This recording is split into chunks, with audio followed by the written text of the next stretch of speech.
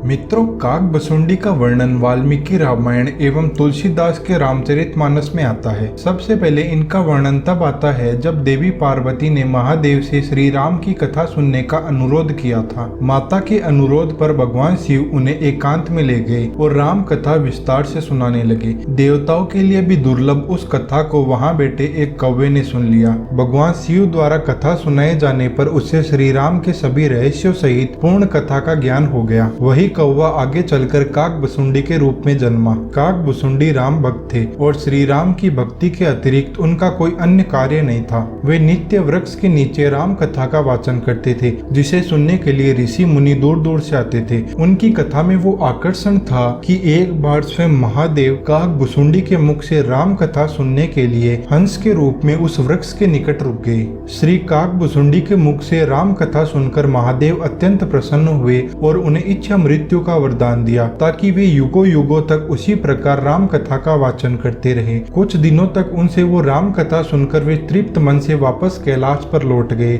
जो महान कथा स्वयं महादेव के मुख से निकली हो, उसे स्वयं महादेव को सुनाने का सौभाग्य केवल काकभुसुंडी को प्राप्त हुआ। काकभुसुंडी के जन्म के विषय में एक कथा है कि श्री राम के जन्म से एक कल्प पहले इनका जन्म अयोध्या में ही एक शूद्र जाति में हुआ। ये महादेव के अनन्य भक्त थे और उसी भक्ति के अभिमान में वे अन्य देवताओं की निंदा करते थे। एक बार ये उज्जैन गए और एक ब्राह्मण की सेवा कर अपना जीवन बिताने लगे। वो ब्राह्मण भी महादेव के अनन्य भक्त थे, किंतु भूलकर भी वे नारायण की निंदा नहीं करते थे। उन्हीं के समक्ष एक बार काकभुसुंडी ने भगवान शिव की तुलना नारायण से करते हुए भगवान विष्णु की निंदा की। श्री हरि की निंदा सुनकर महादेव अत्यंत क्रोधित हुए और उन्होंने आकाशवाणी द्वारा काकभुसुंडी को धिक्कारते हुए कहा, रे मूर्ख, तू स्वयं को मेरा भक्त कहता है, पर तुझे ये भी ज्ञात नहीं कि हरि और हर में कोई भेद नहीं। तूने नारायण की निंदा कर मेरी भक्ति को कलंकित किया है, इसलिए जा, तू 1000 योनियों में जन्म लेकर भटकता रहे। महादेव का रौद्र रूप देखकर काकभुसुंडी कांपते हुए उनसे दया की याचना करने लगे। तब ब्राह्मण ने भी द्रवित होकर महादेव से उसे क्षमा करने की प्रार्थना की। इस पर महादेव ने कहा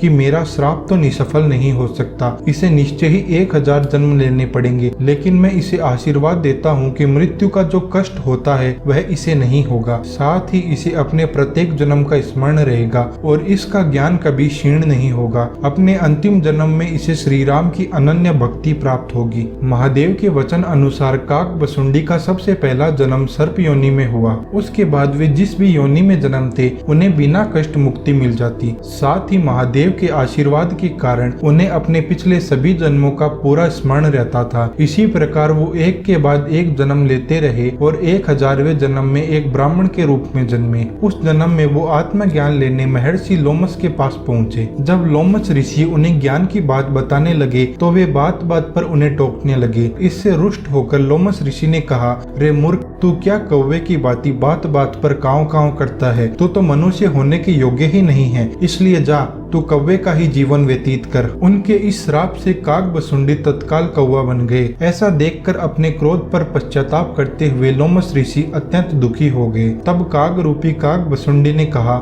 हे मुनिवर, आप कृपया दुखी ना हो।